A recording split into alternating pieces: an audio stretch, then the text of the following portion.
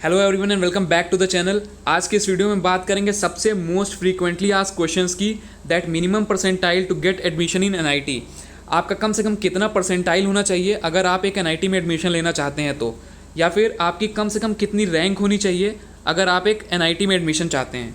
और general category के लिए, ईडब्ल्यूएस कैटेगरी के लिए, ओबीसी, एससी, एसटी के लिए आपका कम से कम कितना परसेंटाइल होना चाहिए, क्योंकि सभी कैटेगरीज के लिए अलग अलग परसेंटाइल होता है। जनरल के लिए क्या परसेंटाइल या रैंक होगा, ईडब्ल्यूएस के लिए क्या परसेंटाइल या रैंक होगा।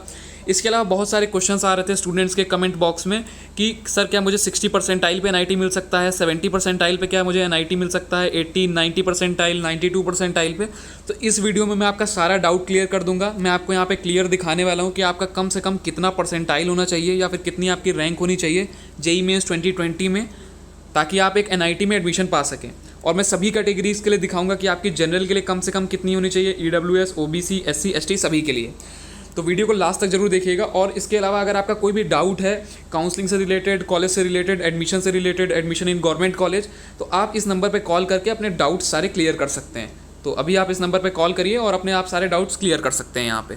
तो वीडियो स्टार्ट करते हैं। तो यहाँ पे मैंने एक ओवरव्यू दे रखा है कि जनरल कैटेगरी के लिए आपके लिए कम से कम 91 परसेंटाइल होना ही होना चाहिए। इसके अलावा एक अदर केस होता है होम स्टेट का।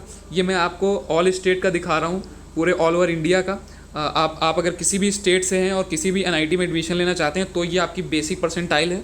लेकिन इन सच केसेस क्या होता है कि आपका होम स्टेट जो कोटा होता है वो अगर आपका मैच कर रहा है तो होम स्टेट कोटा में काफ़ी रिलैक्सेशन मिलता है। वो मैं अभी आपको आगे दिखाऊंगा। उस कंडीशन में आपको जनरल कैटेगरी पे अगर आपका 50 या 55 परसेंटाइल भी है तो आपको एनआईटी में एडमिशन मिल जाता है। लेकिन यहाँ पे मैं आपको एक बेसिक जो दिखा रहा हूँ, अगर आप ऑल इंडिया कोटा पे जा रहे हैं तो आपका कम से कम जनरल कैटेगरी के लिए 91 परसेंटाइल से ऊपर होना चाहिए। ईडब्ल्यूएस कैटेगरी के लिए आपका 90 प्लस परसेंटाइल होना चाहिए। ओबीसी कैटेगरी के लिए आपका 88 परसेंटाइल प्लस होना चाहिए। एससी कैटेगरी के लिए आपका 70 प्लस परसेंटाइल होना चाहिए। और एसटी के लिए आपका कम से कम 55 प्लस परसेंटाइल होना चाहिए। ये मैंने जो आपको सारे परसेंटाइल दिए हैं ये आपकी बिल्कुल लास्ट रैंक है। मतलब आपकी लगभग 1 लाख के आसपास जनरल की यहाँ पे रैंक बनेगी, यहाँ पे भी आपकी लगभग 1 लाख के आसपास बनेगी। तो आपको अगर टॉप एनआईटीज़ चाहिए तो आपको काफ़ी ज़्यादा इससे बेटर स्कोर करना पड़ेगा। अगर आपका 99 प्लस परसेंटाइल है तो आपको टॉप एनआईटीज़ मिलेंगे। 91 और 90 और 88 परसेंटाइल पे आपको लास्ट के जो लोअर एनआईटीज़ हैं वहाँ पे आपको लोअर ब्रांचेस या आपको कोर ब्रांचेस मिल सकती हैं, पॉसिबिलिटीज़ हैं। तो इतना आपको मिनिमम स्कोर करना होगा, या आपका अगर इतना मिनिमम स्कोर है तो आपको एनआईटी में एडमिशन मिलने के चांसेस डेफिनेटली हैं इन जेईई मेंस 2020 सितंबर अटेम्प्ट में। और यहाँ पे मैं आपको वो दिखा देता हूँ जो मैंने आपसे स्पेशल केस की बात करी थी। यहाँ पे मैं एग्जांपल ले रहा हूँ एनआईटी अगरतला त्रिपुरा का, जिसकी एनआईआरएफ रैंकिंग है 52। तो यहाँ पे आप देख सकते हैं इसका ऑल इंडिया जो कोटा है वो आप देख सकते हैं। जनरल के लिए आपकी 1.05 लाख रैंक होनी चाहिए, ईडब्ल्यूएस के लिए आपकी 1.10 तक।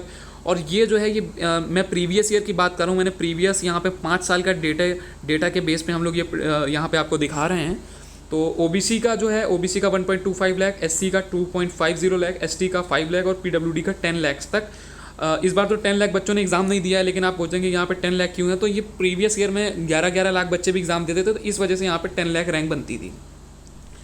तो अगर आपका ऑल इंडिया कोटा में देख रहे हैं तो आपके जनरल में देखिए आप 1 लाख रैंक है तो आपको एनआईटी में एडमिशन मिल जाएगा, मतलब आपकी 90 परसेंटाइल के अप्रॉक्स है। लेकिन अगर आप होम स्टेट से, अगर आप त्रिपुरा होम स्टेट से हैं तो अगर आपकी जनरल रैंक 4.38 लाख भी है तो आपको यहाँ पे एडमिशन मिल जाएगा। ये मैंने यहाँ पे आपको पूरा दिखा रखा है ईडब्ल्यूएस का, ओबीसी, एससी, एसटी। तो आप देख सकते हैं ईडब्ल्यूएस में अगर आपकी 6.5 लाख रैंक है तो भी आपको मिल सकता है। ओबीसी में अगर आपकी 7 लाख रैंक तक है, एससी आपकी 7.12 लाख तक है। मतलब अगर आपका 10 परसेंटाइल भी आ रहा है और आप एससी एसटी कैटेगरी के हैं और अगर आपका होम स्टेट कोटा मैच कर रहा है तो आपको त्रिपुरा में एनआईटी अगरतला में एडमिशन मिल सकता है। सेम इसी तरीके से अदर एनआईटीज़ हैं। फॉर एग्जांपल के तौर पे मैं आपको बताता हूँ, एनआईटी श्रीनगर का एग्जांपल ले लेते हैं।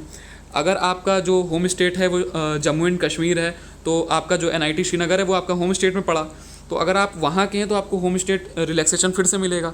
तो इस तरीके से आप अपने आप का जो भी होम स्टेट है आप चेक करिए वहाँ पे कौन सा एनआईटी है, क्या आपको उस एनआईटी में रिलैक्सेशन मिल रहा है। अगर मिल रहा है तो आपका वहाँ पे डेफिनेटली वहाँ पे एडमिशन पॉसिबल है लो परसेंटाइल या फिर लो रैंक पे।